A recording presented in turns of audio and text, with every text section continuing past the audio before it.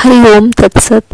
Friends, ನಮ್ಮ ಚಾನಲ್ಗೆ ಸ್ವಾಗತ. ಇವತ್ತು ನಾವು ಚರ್ಚಿಸಬೇಕಾಗಿರುವ ವಿಷಯ ಬಹಳ ಸಂವೇದನಾಶೀಲವೂ ಜನರಲ್ಲಿ ಭಾರೀ ಚರ್ಚೆಗೆ ಕಾರಣವಾಗಿರುವುದು ಆಗಿದೆ.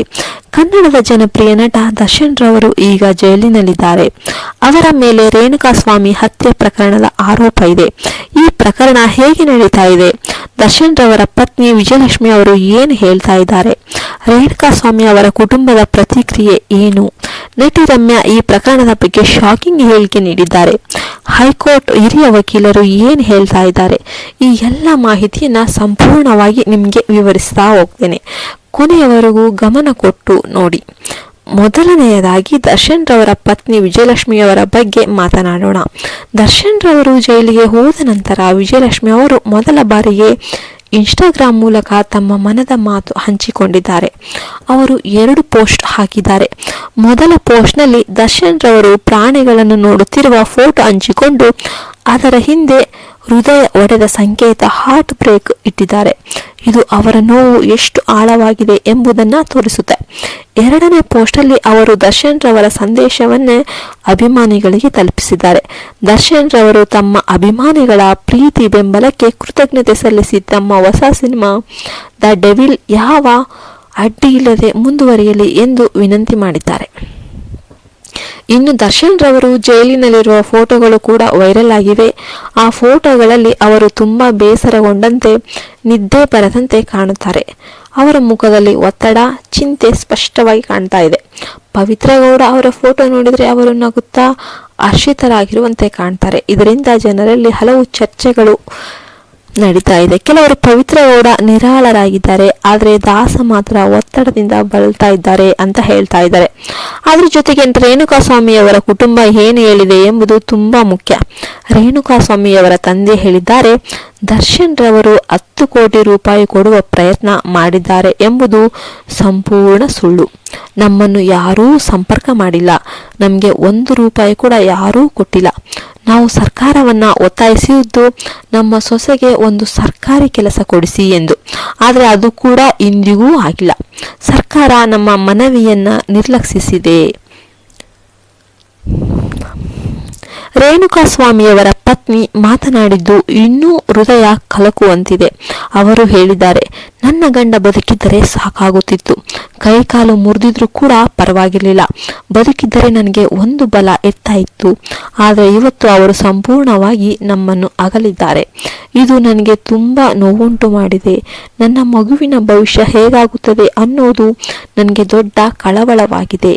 ಟಿವಿ ಆಂಕರ್ ಕೇಳಿದಾಗ, ನೀವು ದರ್ಶನ್ ರವರ ಕುಟುಂಬವನ್ನು ಕ್ಷಮಿಸುವಿರಾ ಎಂದು ಅವರು ತಕ್ಷಣ ಉತ್ತರಿಸುತ್ತಾರೆ, ಇಲ್ಲ, ಇದು ಕಾನೂನು ಪ್ರಕಾರವೇ ಆಗಬೇಕು. ಅವರು ತಪ್ಪು ಒಪ್ಪಿಕೊಂಡರೂ ನಾನು ಕ್ಷಮಿಸೋದಿಲ್ಲ ಅಂತ ಹೇಳಿದ್ದಾರೆ. ಇದರ ಬೆನ್ನಲ್ಲೇ ನಟಿ ರಮ್ಯಾ ಕೂಡ ತಮ್ಮ ಅಭಿಪ್ರಾಯವನ್ನ ಹಂಚಿಕೊಂಡಿದ್ದಾರೆ. ಅದು ಎಲ್ಲರಿಗೂ ಗೊತ್ತೇ ಇದೆ. ರಮ್ಯಾ ಮತ್ತು ದರ್ಶನ್ ರವರ ಅಭಿಮಾನಿಗಳ ನಡುವೆ ಹಿಂದೆ ದೊಡ್ಡ ವಾಗ್ವಾದನೆ ನಡೆದಿತ್ತು. ಇದೀಗ ಅವರು ಹೇಳಿದ್ದಾರೆ, ರೇಣುಕಾಸ್ವಾಮಿಗೂ ಮಗು ಇದೆ. ತಾಯಿ ಮಗು ಗಂಡನಿಲ್ಲದೆ ಬದುಕುವುದು ಎಷ್ಟು ಕಷ್ಟವೋ ನನಗೆ ಗೊತ್ತು. ಸುಪ್ರೀಂ ಕೋರ್ಟ್ ಮೇಲೆ ನಂಬಿಕೆ ಇದೆ. ದರ್ಶನ್ ರವರು ತಮ್ಮ ಸ್ನೇಹಿತ್ವಕ್ಕಾಗಿ ತಮ್ಮ ಬದುಕನ್ನೇ ಹಾಳು ಮಾಡಿಕೊಂಡಿದ್ದಾರೆ. ಕಾನೂನನ್ನು ಕೈಗೆ ತೆಗೆದುಕೊಳ್ಳಬಾರದು. ನನಗೂ ಇದರಿಂದ ತುಂಬಾ ನೋವಾಗಿದೆ. ಇನ್ನು ಕಾನೂನು ತಜ್ಞರು ಹೇಳುತ್ತಿರುವ ಮಾತುಗಳ ಕಡೆ ನಾವು ನೋಡೋಣ. ಹಿರಿಯ ಹೈಕೋರ್ಟ್ ವಕೀಲರು ಹೇಳ್ತಾ ಇದ್ದಾರೆ, ದರ್ಶನ್ ರವರ ವಿರುದ್ಧ ಸಾಕಷ್ಟು ಸಾಕ್ಷ್ಯಾಧಾರಗಳು ಸಿಕ್ಕಿವೆ. ಅವರ ಕ್ರೂರ ನಡವಳಿಕೆ ವಿಡಿಯೋಗಳಲ್ಲೂ ಪತ್ತೆಯಾಗಿದೆ. ಸಿಸಿಟಿವಿ ಫುಟೇಜ್, ಮೆಸೇಜ್, ಸಾಕ್ಷಿಗಳು ಎಲ್ಲವೂ ಬಲವಾಗಿವೆ. ಈ ಪ್ರಕರಣದಲ್ಲಿ ಬೇಲ್ ಸಿಗುವ ಸಾಧ್ಯತೆ ಇಲ್ವೇ ಇಲ್ಲ. ಸುಪ್ರೀಂ ಕೋರ್ಟ್ ಈಗಾಗಲೇ ಹೈಕೋರ್ಟ್ ನಿರ್ಧಾರವನ್ನು ಪ್ರಶ್ನಿಸಿ ಬೇಲ್ ನಿರಾಕರಿಸಿದೆ. ಕನಿಷ್ಠ 6 ತಿಂಗಳು ಅವರು ಜೈಲಿನಲ್ಲೇ ಇರಬೇಕಾಗಿದೆ.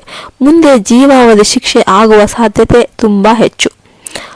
ಅವರು ಇನ್ನೂ ಹೇಳಿದ್ದಾರೆ, ಮರಣದಂಡನೆ ಬರುವ ಸಾಧ್ಯತೆ ಕಡಿಮೆ, ಆದರೆ ಜೀವಾವಧಿ ಶಿಕ್ಷೆ ಖಂಡಿತವಾಗಿಯೂ ಬರಬಹುದು.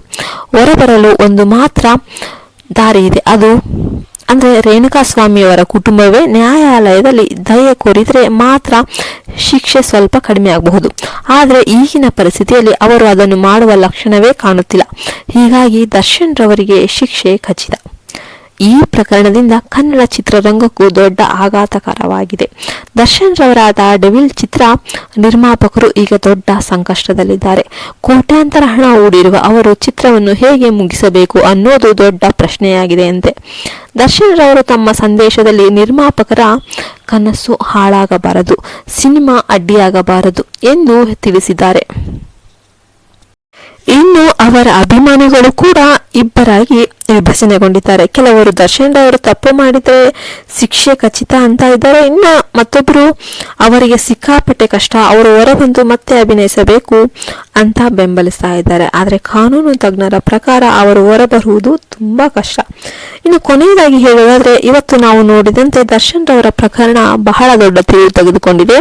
ಪತ್ನಿ ವಿಜಯಲಕ್ಷ್ಮಿ ಅವರ ನೋವು, ರೇಣುಕಾಸ್ವಾಮಿಯವರ ಕುಟುಂಬದ ಕಣ್ಣೀರು, ನಟಿ ರಮ್ಯಾ ಅವರ ಅಭಿಪ್ರಾಯ, ವಕೀಲರ ಹೇಳಿಕೆ ಎಲ್ಲವೂ ಒಂದೇ ವಿಷಯವನ್ನ ತೋರಿಸುತ್ತೆ.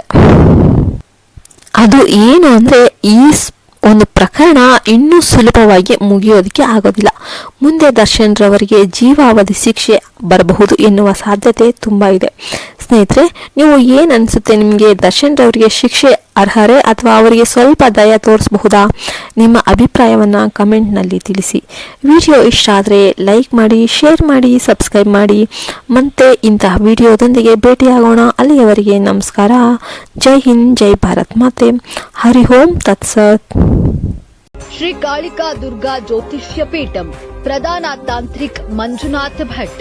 ನಿಮ್ಮ ಸಮಸ್ಯೆಗಳಾದ ಪ್ರೀತಿ ಪ್ರೇಮ ವಿಚಾರ, ಇಷ್ಟಪಟ್ಟವರು ನಿಮ್ಮಂತಾಗಲು, ಸ್ತ್ರೀ ಪುರುಷ ವಶೀಕರಣ, ಪುರುಷ ವಶೀಕರಣ, ಮಾಟ ಮಂತ್ರ, ವಾಮಾಚಾರ, ಗಂಡ ಹೆಂಡತಿ ಕಿರಿಕಿರಿ, ಗಂಡನ ಪರಸ್ತ್ರೀ ಸಹವಾಸ ಬಿಡಿಸಲು, ಮದುವೆಯಲ್ಲಿ ತೊಂದರೆ, ಸಂತಾನದಲ್ಲಿ ತೊಂದರೆ, ಅತ್ತೆ ಸೊಸೆ ಜಗಳ, ಅಣ್ಣ ತಮ್ಮಂದಿರ ಕಲಹ, ಡೈವೋರ್ಸ್ ಪ್ರಾಬ್ಲಮ್, ಕೋರ್ಟು ಕಚೇರಿ ವಿಚಾರ, ಇನ್ನು ನಿಮ್ಮ ಯಾವುದೇ ಸಮಸ್ಯೆಗಳಿದ್ದರೂ ಚಿಂತಿಸಬೇಡಿ. ಕೇರಳ, ಕೊಳ್ಳೇಗಾಲ ಹಾಗೂ ಕೋಲ್ಕತ್ತಾ ಕಾಳಿಯ ವಿಶಿಷ್ಟ ಪೂಜಾ ಶಕ್ತಿಗಳ ಮೂಲಕ 100ರಷ್ಟು ಪರಿಹಾರ ಮತ್ತು ಉತ್ತಮ ಮಾರ್ಗದರ್ಶನ ನೀಡುತ್ತಾರೆ.